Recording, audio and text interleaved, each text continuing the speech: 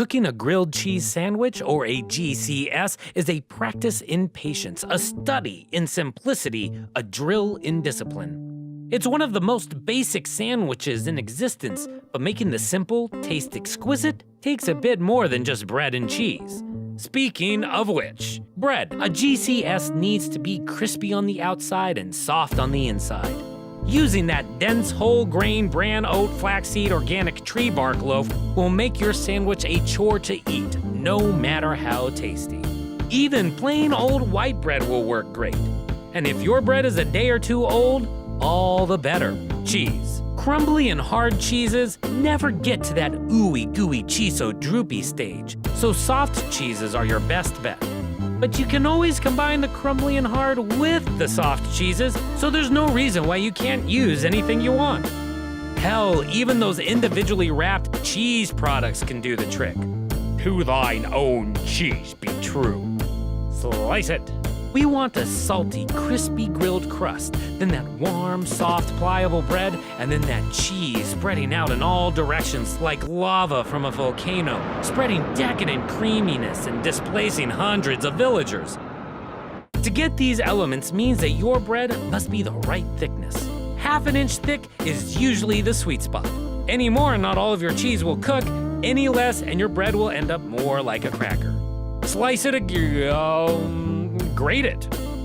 To achieve full meltage, use grated cheese. It melts faster because it has more surface area and less mass, which means our window of error for our GCS just got smaller than if we used giant slabs of cheese. Grate about half a cup of your chosen cheese and let it come to room temperature. Pan, get one. Heat and patience. Low and slow is the name of the game.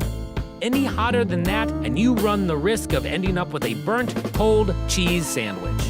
Fatty, fatty, fat, fat. Crust, crust, crust, crust. Going fat-free and making a toasted sandwich is perfectly acceptable, but using fat adds a heck of a lot more flavor, and it gives the bread that texture it gets when you fry it in something that's probably not very good for you. Butter, olive oil, butter, mayo, butter, another kind of cheese, lard, or butter. It's all up to you. Extra flavor.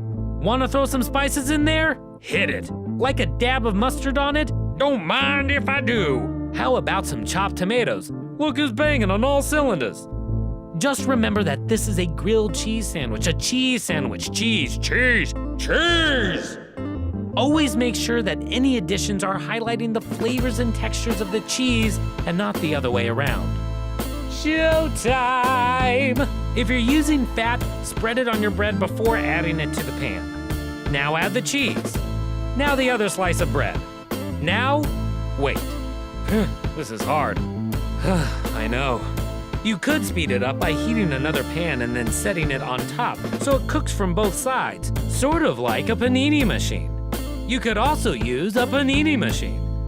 But if you're taking it slow, after a couple of minutes, you should find that your bottom piece of bread is the color of finest gold, and your cheese has been melted thoroughly. Flip it like it's hot, 'cause it is. Flip it like it's hot, 'cause it is.